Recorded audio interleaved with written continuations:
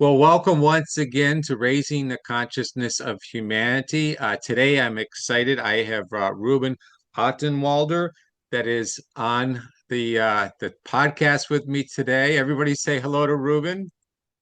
Hi, Ruben. Hello. Hi. Yeah, I'm glad you could be here, brother. I mean, just this is exciting. I wanted you to be on the podcast. And just to let everybody know that Ruben and I met a while ago. He runs some he runs an organization called Project Hearts, and I'm going to let him talk a little bit more about that. But he's got a deep spiritual background. From what I remember talking with you, Ruben, you've been a monk. You've done so many different things, and I just would like to kind of dive into your story a little bit because today you're doing this wonderful work in the Dominican Republic to help people live a better life. And there's a lot of struggle and poverty there. And from the pictures I've seen and the things that you've shared with me, you're really making a beautiful difference in the lives of people down there.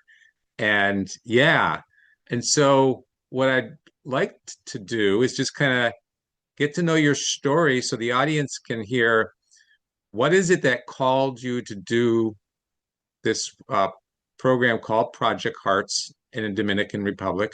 But let's start first with your story because I like to start there. Like, what tell lead us along the way. Like, obviously something woke you up, but something called you. I guess is the better words. Called you to walk a more spiritual journey and and serve the world the way you serve the world too. So tell us about you. Okay. I want to thank you for the work you do. That should be our commitment to wake people up, consciousness, go to a higher level. And it's so simple, just about being, breathing, and then the universe open up.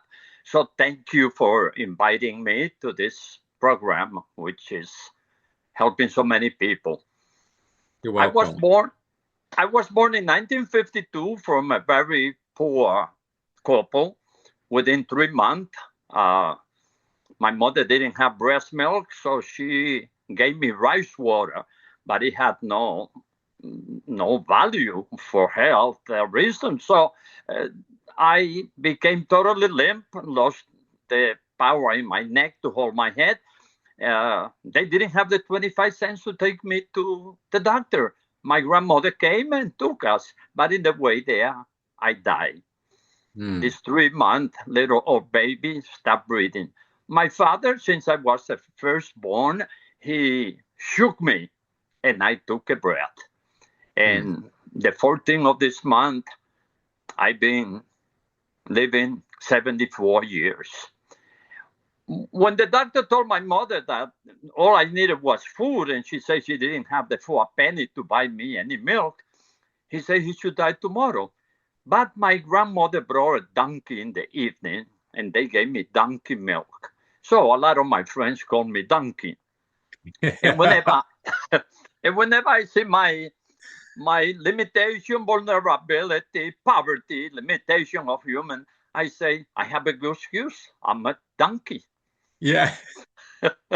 So I was born, yeah, in 52. Then within a month, the milk brought me right up to life and grew up hungry up to 16 years old when I arrived in Long Island, New York in 1968. I finished high school, started cooking, became a chef. But then at 26, I had a big encounter with the divinity. As a Catholic, I call it God. Today, I'm in a different understanding of that. But anyway, I became a Franciscan brother.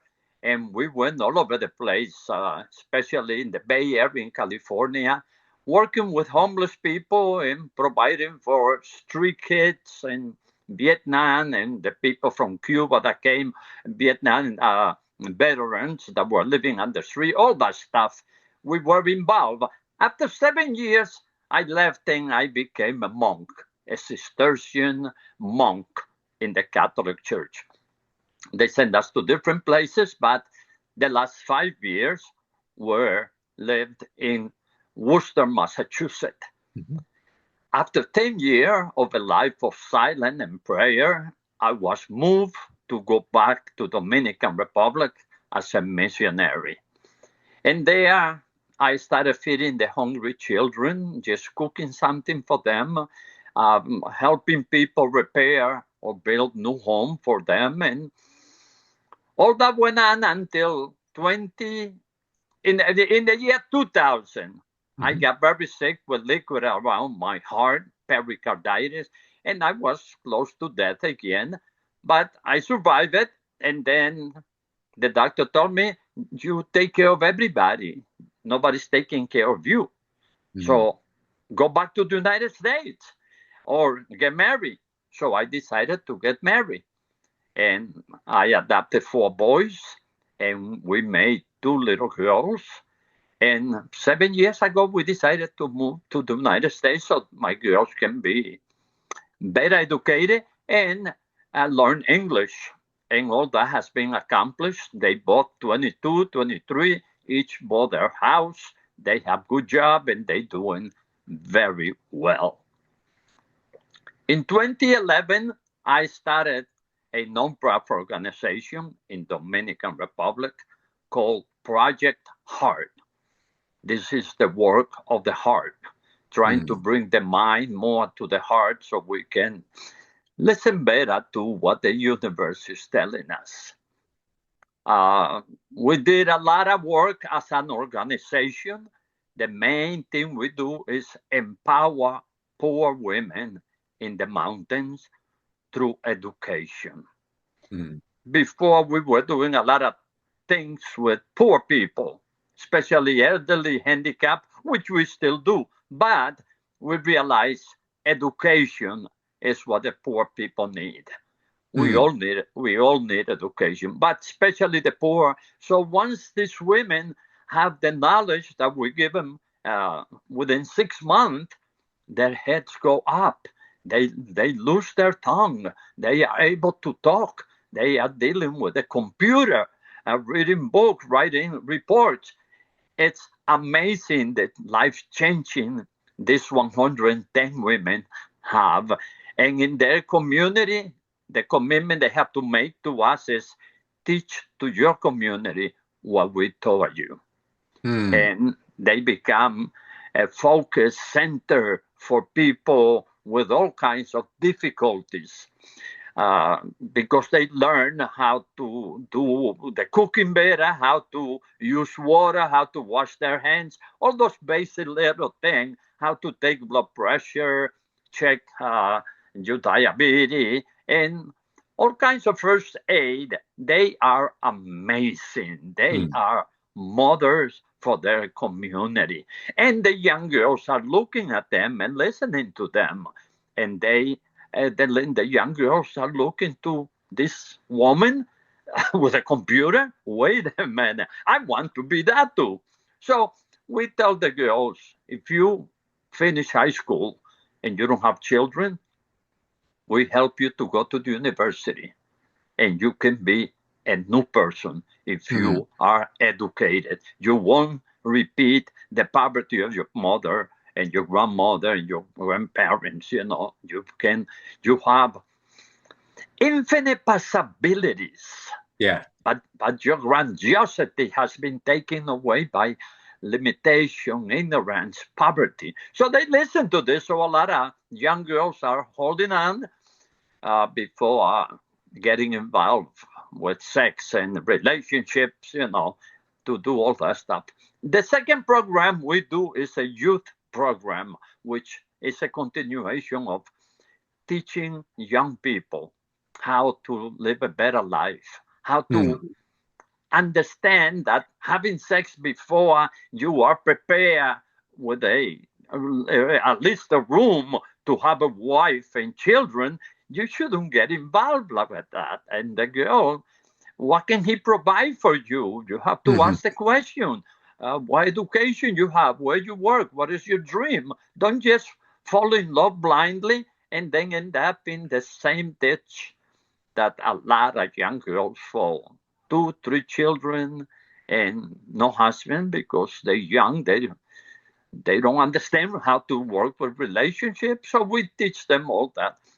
The other program we have before, empowering leaders, uh, the youth program is water.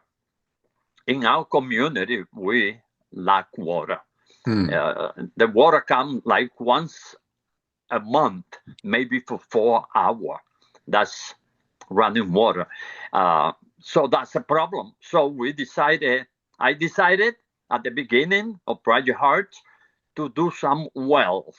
And Hmm. that, a well changes a community when there's water for the animal, for cleaning up, for the plants that the food that you grow. So, but there's no water. We did like 10 wells in the area, and you have to go very deep and spend too much money. So, no water. So, we decided to provide a water tank, 530-gallon water tank, and we fix it up so they can harvest the rainwater. And when the city water comes, they have a container to hold 530 gallons. And what a celebration for them it is when a Hmm. woman wake up in the morning because it rained last night. She is all excited. She got 500 plus gallons of water. And that makes a woman very happy. She can clean up and cook, and she has water, which Yeah. is the liquid of life. Everywhere there's life, we need water. And then we have a filter. It's a water filter so they can have healthy water. It's very simple. We teach them how to use them. It has a clay pot on top and it works perfect. And it can go on for a long time, them having clean, healthy water. One of the main things I do here in the United States is talk to people about giving them opportunity to come to work in Dominican Republic. Hmm. The little town is Baitoa, They can actually and work, do some work there. yes. So I always been bringing groups with me. Hmm. So far this year, I brought 3 groups, and we did uh, two a classroom for a school that all the children were piled up in 2 little rooms. Now they got 4 rooms. Then we did another group. We did 3 bathroom for the another school. Hmm. The other school we provided concrete all around the school so the children don't play in the mud or in the dust. They have clean Nice. place to run around and play because children must play. So those are the things we do. When I bring these groups to Dominican Republic, 5 up to 12, we have 3 beautiful homes that belong to Americans, and that's where we stay on top of the mountain. It's incredible view in the middle of Hmm. nature to see the sunrise and sunset. And we set it up according to what the group wants to do. Maybe 4 days, 5, 7, 10 days. We go there. Everything is provided. The ticket, transportation, lodging, and food. All is organized by Marisa, who is the executive director in Dominican Republic. She's from California, and she has been there 9 years in the little Wow. town of Baitoa, providing all these services to people. We're very concerned with the handicapped, elderly, family with a lot of children because they suffer hunger. They suffer a lot of difficulties. Uh, Hmm. no medicine, and so we we take the group there and we eat each night at one of the women that have the leadership program. We go to different homes, some of them very poor or the better off, and there we have supper. Uh, It's a wonderful experience. I feel sorry sometimes for so many Americans that need a break and they Yeah. go to resorts in Dominican Republic. And that's fine. But what is a resort? Food, beach, drinking, dancing, Yeah. whatever. That's fine. But when a person comes back from a service trip, what a Hmm. different story. What a satisfaction to see Yeah. these American people, passing a cinder block or just sitting, playing with the children. Simple Yeah. little things, but we bring the money to do a project.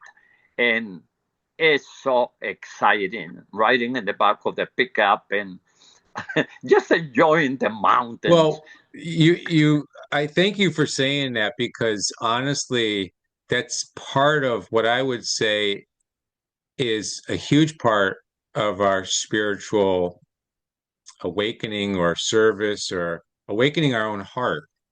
Because when we're able to be of service to anybody that maybe just doesn't have as good a life as ourselves, right?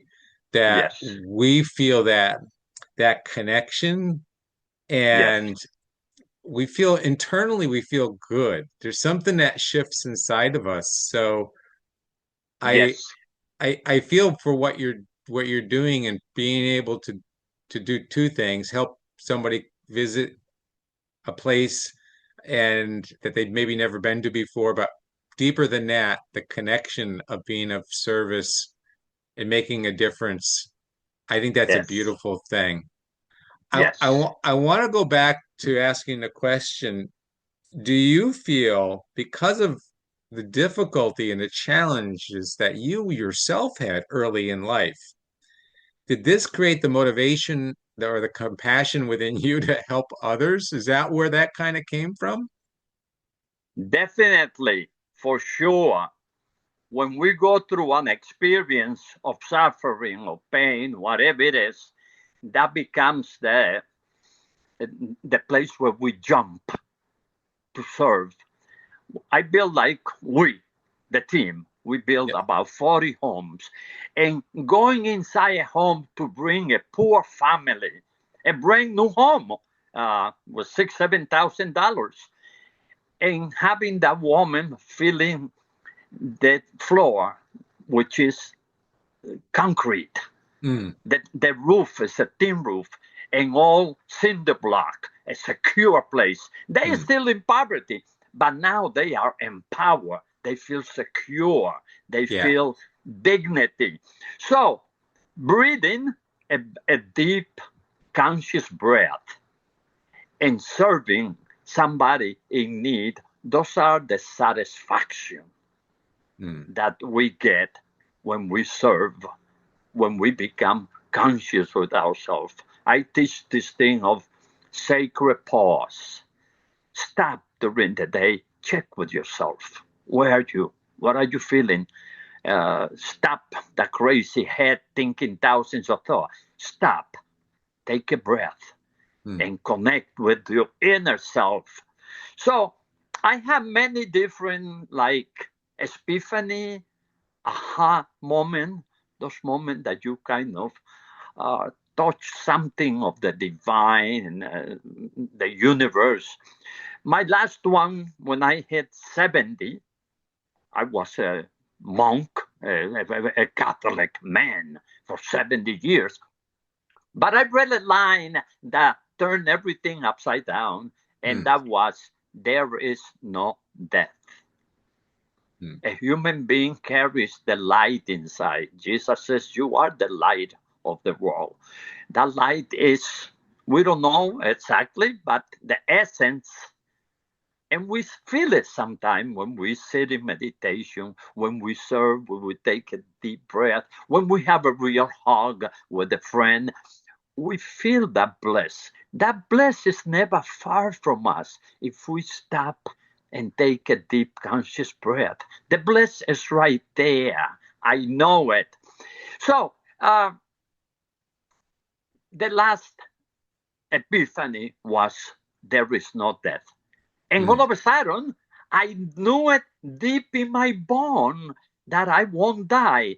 And that gave me such a joy that I was jumping like a little kid. Oh my, I won't die. And that became a realization to live life fully, Mm, away from all these things of, death, hell, and all this idea, fantasy that people have about eternal life and all that stuff. Let's love here now. Let's enjoy this wonderful life. So I have become alive at 70, dropping institutional religion. I understand people live that, and it's okay. I'm yeah. not here to change anybody, religion or whatever. No, no. I just like ask people, ask yourself questions about what you believe in. Is the system you're working with, institution or whatever, working for you? Is it bringing you peace? Is it developing you to a higher consciousness? Or it's not working? Then find something else. That's the we lost Ruben for a second here. I think he hit the wrong button, but we'll get him back in. Hello, Ron. Oh, you're back. That's perfect. I, I'm sorry, there was a call and I tried to shut it off. And anyway, okay, we Yeah. are on. Yes. Yeah, so I will edit this and that'll work perfect. So Okay. yeah, no, so much of what you're sharing is so true because we find ourselves in a way, regardless of our life path, we find ourselves in a way that we kind of feel this call or sense of waking up. And I think where you shared about there is no death, so why not live fully now? Yes.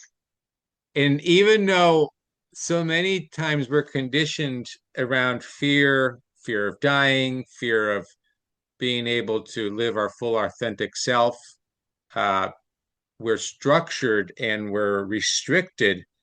And yet, through everything that you've done in your life, obviously you've had a couple of moments there where you died or almost died, and then you continued on living and coming to the realization that if there is no death, how would I live my life now? Right? Oh boy. Oh boy. It gets so exciting because I Yes. think humanity everywhere has fear of dying. Since the beginning, people started asking questions. Where am I coming from? What am I doing here? Where am I going after I die? So we invented all this religion all over the place, trying to answer the question. But it became an obstacle because most religion just kind of stuck you by giving you, the formula. But if it's not like Buddhism that I teach you to question, to ask question, to search within, to have doubt, and then you kind of stuck following rules and regulation that doesn't bring you peace. It Mm. doesn't change you. You kind of just going through the motion, sleepwalking, in church, out of church, and life is like disconnected. So I believe meditation and breathing Mm. is the answer. Meditation and breathing, that's what has brought me to where I am at 74 almost, and so excited to begin again. Life is wonderful if we Mm. accept it as it is, but we always escaping, living in fear, and we have to drop all that stuff. We got to find another way. Yeah. Yeah. No, very, very good. And obviously, the more that we can surrender and trust, I feel that that alone, just knowing that when we're of service, such as what you're doing to be of tremendous service, and yeah, just knowing that we're always provided for, the more that we actually even step into service to help, I think sometimes the more that we realize how much our life is, how well we're guided, you know? Yes. One thing that I realize is when people come to work with us, with the less fortunate, we learn so much from them. And it's so satisfying to connect with these people from another culture. And they're so welcoming.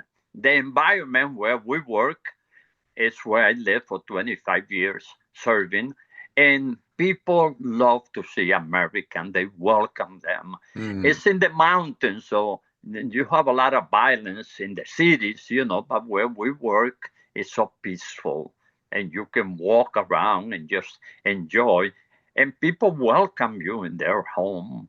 So I invite people to come. And besides working with Project Heart, I have other dreams. I found this solar cooking stove, mm. and I am all excited. I am working and manifesting a factory making this solar cooker that doesn't need for a person to go in the woods looking for wood, spending so much time and sweat, and then cooking with wood. There's so much smoke that's Yeah, going in your lungs. And then people don't have money to buy propane gas, so they need to cook with wood. But this solar uh, way of cooking, I hope it can catch up. And I already bought one. I'm gonna send it to my friend there, and I told him take it apart and let's see if we can reproduce the same thing or something alike. And we're gonna nice. go to different community and start doing that. I am in the middle right now of building a little room for a handicapped 22-year-old, and you know about it. Yeah, And it's so exciting. I need $1,800. I already got 1,200, and somebody already called. There's going to be another donation. This kid has a little heart that is falling on him, and mm, we're going to have at the end of this month. I hope he can walk inside a nice. secure environment. We found a piece of land that is flat because where his little hut is, it's very hard for him to get in and out because of it's up a hill. Yes, and we just repair another house for an elderly couple. Their little house was in bad shape. Now that house it's gonna be solid. So I'm doing these things also in the side because Project Heart, Marissa, she she got so much in her hand. She stretched every dollar. I am Yeah. sure she stretches it, or somebody does a miracle because she does so much with so little. There's all the community asking us, Ruben, bring that program. Women are here in need also of education so they can be educating others, but we don't So have the so funds. you'll need another Marissa then. Probably, right? Because well, tell the audience more about Marissa. She must be a special person. She came from the United States. She's Yes, now been there how many years? 9 years. And She when she came, she was probably only expecting to be there for a little while, but now she's there 9 years, right? she Yeah. came and say, I'm donating 6 months of my life to help you. And I know how to run NGO. I know all kinds of things because she worked with Dominican in New York in a non-profit organization. So I say, oh my God, this is wonderful. You're so generous. But I'd like you to stay at least 6 years. She said, oh, no, no, I cannot. I'm just here for 6 months. Well, 9 years later, she's going strong. And she she's doing miracles there, really, the way she served and loved the people. And she hardly knew Spanish when she came. So that's the reason why when I asked her to take over Project House, she said, no, I don't, a different culture. I don't speak English, Spanish. I say, let's give it a try. Oh boy. She said, yes. and she took off. And she does an incredible thing. When we get there, she welcomes us, receives us, and she's with us all the time that we're in. The day before we leave, she takes us to the beach, and we spend the day by the ocean. Those people that want to do that, go in the water, whatever.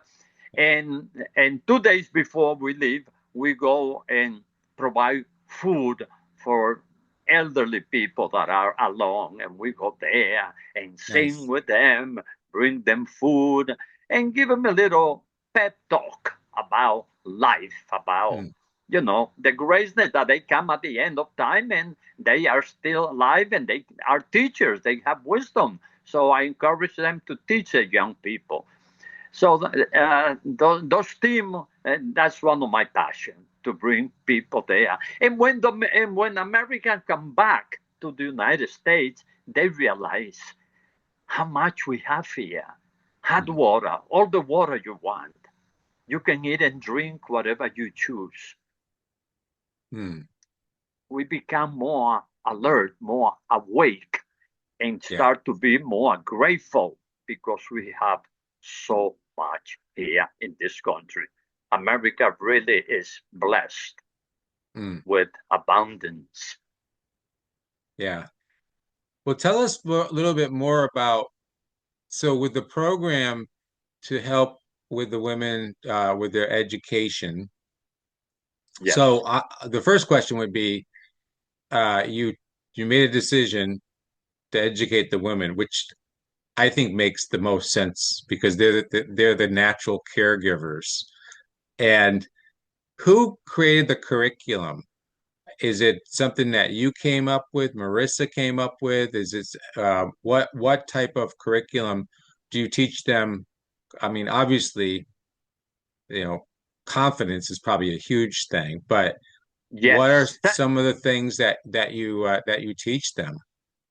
17 years ago, I met a doctor, Dr. Zoe Cup, and her husband Tom from Vermont, and they ran a nonprofit organization called Grace Care, Hmm. and they are the one that it visited me and saw everything going on. They say you need to get organized because once you die, everything you're doing dies.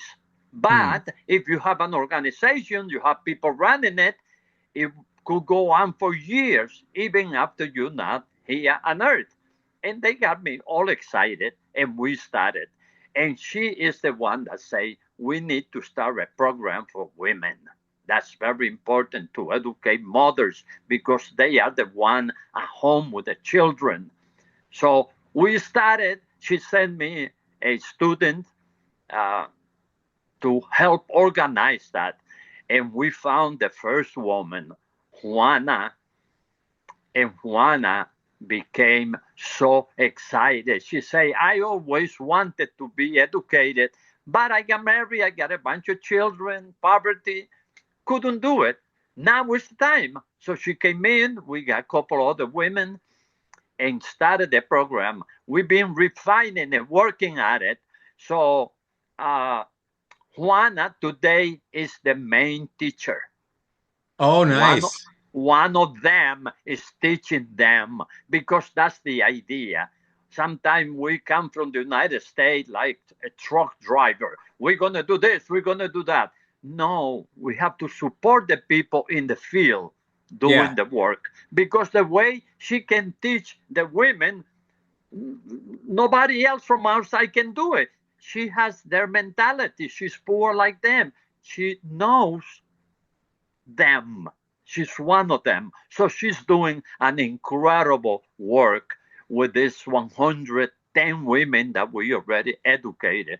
One of my dreams is to start a program for men also because machismo is a big problem in Hmm. the relationships in Dominican Republic. The man is the one that has the power, and the woman is just there to suffer.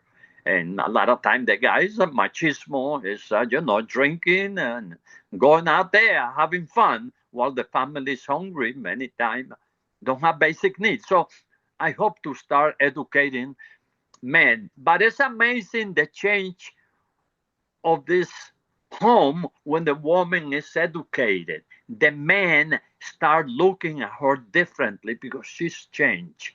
She has a self-respect, and he sees that, and that helped him to understand. Wow, I have a woman at the house. She she knows herself. She's acting differently. So the guy a lot of time tremble when they have a real woman at home. There's nothing more important than the inner strength of a woman. Yes, And I yes, would say because the world is shifting more towards the balance of the divine feminine coming in, and yes. I think that in itself makes makes all the difference in the world. The work that you do to help empower women through the education, through confidence, through everything that they can do to serve that the man will have to change. 'Cause- Yes, 'cause- yes. Yes, and I seen changes. I seen because the women now is not answering the men the usual way. Now they found new ways. Like when the yeah. guy come from being out there, he finds a woman that is just standing there in silence, not Yep. talking. Whatever the women do, Yeah. you know. You've been out there after women drinking, and we have this. No, she's standing straight with her dignity, and the guy realized, oh boy, something is going on different here. It's Yeah. amazing, really, how a home changes when the woman is educated. Nice. Nice. Well, with all the Yes. beautiful work that you're doing going forward, how can we help? What are some of the ways that the listener, the audience today that's listening to this, what are some of the ways that they might be able to help with Project Hearts? Well, a donation of $5 is a great help. Nice. A donation of 10, 20, $1,000, whatever. It really goes into helping a lot of what we're doing because we always have been very small, haven't been able to grow because my idea is to grow and go to different provinces in Dominican Republic and even going to Haiti because this program changed lives. This program make people different. They feel good about themselves. They are teaching the rest of the people. And that's how we change a community and a country, educating each other. So donations is one way, but coming to see the work is I what mean, really helps because people see the work and then they connect it. I have a church in Ohio, and every year they bring two teams to Dominican Republic. They've been doing this for the past 5 years. Two teams to work there, and they so happy and so excited to be talking about Project Heart and the work we do. So my main thing is for people to come and see and then nice. become part of what we're doing because this is not Ruben work. This is our work. This is Yeah. humanity work. Yeah. I'm just happen to be the one more involved in it. Yeah. Yeah. Well, that's wonderful. So everything that you're doing, whether it's the educational program uh, for empowering and educating women and the community and how that strengthens the community through, the thing that you talked about, water, which is so important. The Yes. projects that you've talked about of helping, even at school to build concrete so they children don't have to play in the mud.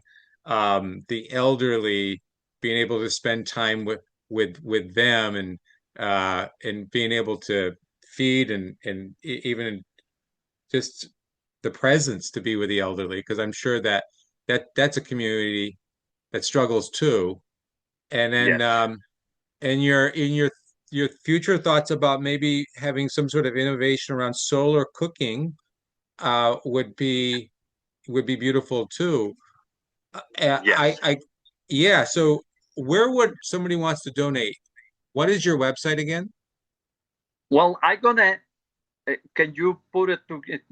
I don't have it right here with me right now. I'll So put the link in the yeah, description below yes, so people. because we are a non-profit organization legal in Dominican Republic, Project Okay, Heart.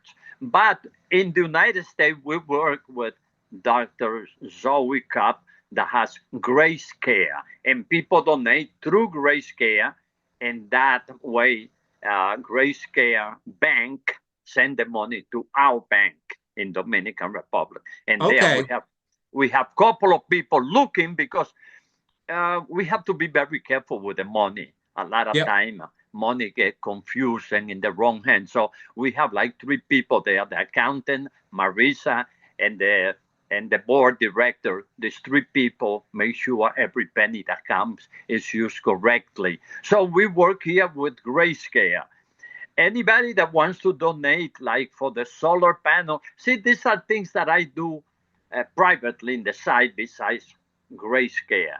But I'm okay. looking for help to finish the house that I'm building for this handicapped man, and for the solar panel because solar stove, because I already ordered one, and Yep. I'm gonna send it there and tell my friend take it apart and make a new one, and let's have the dream of having a factory there to give jobs to people and to sell it to a very economical, so people Nice. can do the cooking with solar stoves.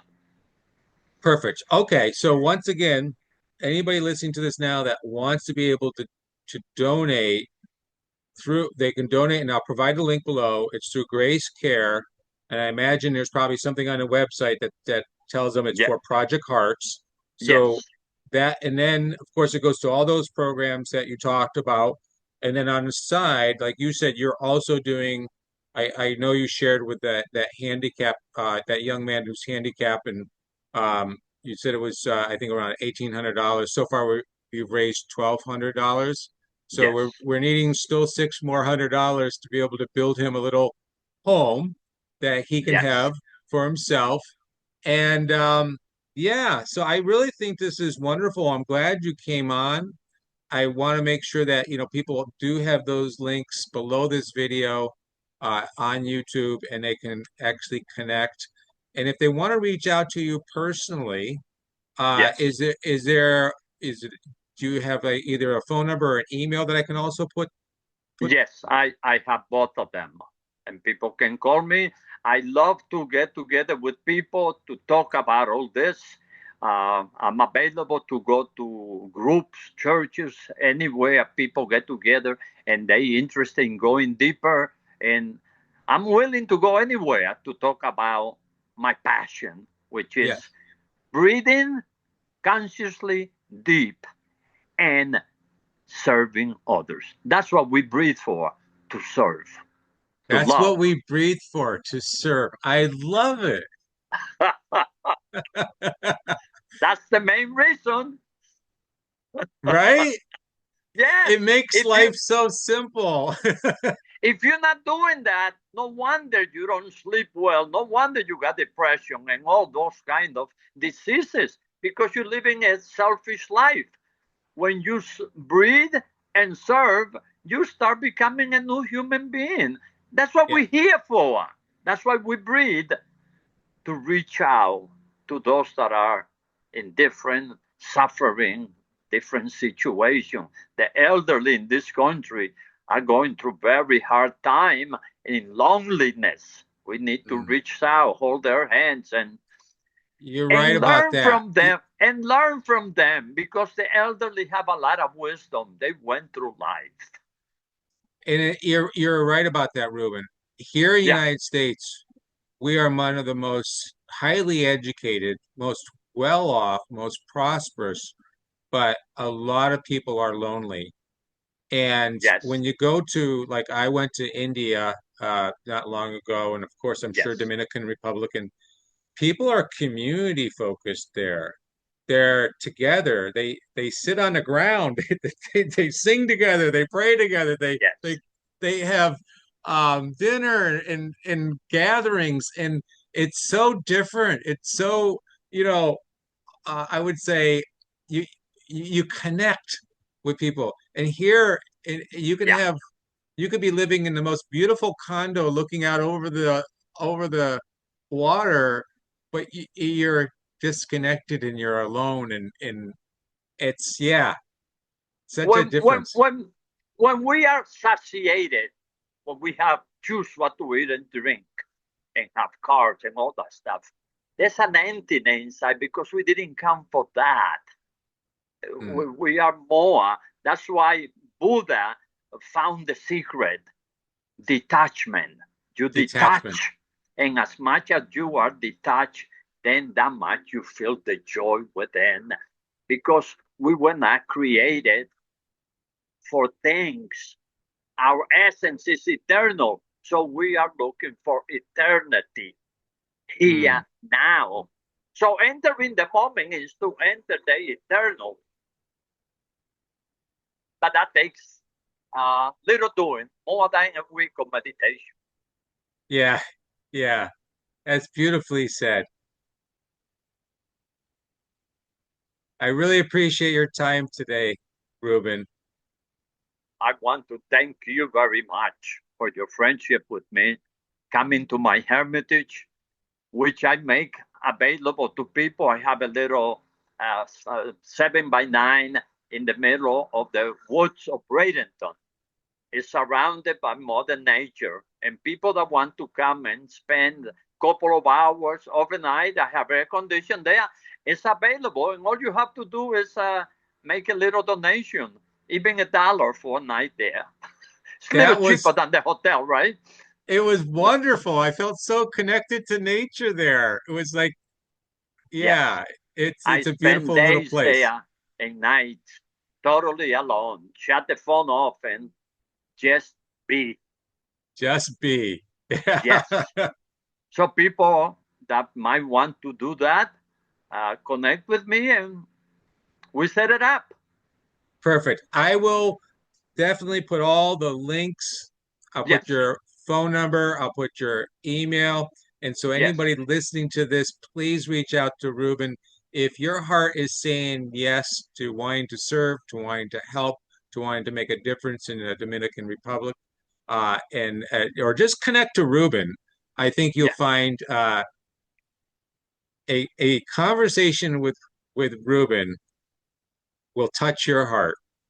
I really appreciate your time here today, my brother. I I really I'm I gonna thank call you.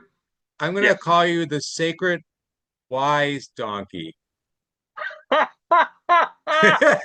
You just baptized me with a new name. Sacred what? Wise, wise Wise donkey. donkey. You Because know, you have the spiritual sacredness about you. You have this eternal wisdom that you share. And I love the fact in your story that they named you Donkey after being fed donkey milk. So such a beautiful animal too. Donkeys are beautiful. oh, they are, yes. But you know, a lot of people laugh when I say I drank donkey milk. I'm connected with the donkey. And when people laugh, I say, you know, that one of the greatest men that ever lived, Jesus Christ, he rode on the back of my great great great grandfather. So don't laugh too much about it. See, a Yeah. donkey is it's a powerful animal in my life. Yes, absolutely. Well, Yes, I'm so blessed to have you here today. And so is the audience. I really appreciate we're going to share all your information. And thank you so much, Ruben. Thank you so thank much. you. Let's keep working together to serve. Yes, Okay. absolutely. All right. Namaste. Namaste. So it is. Yeah, and so it is.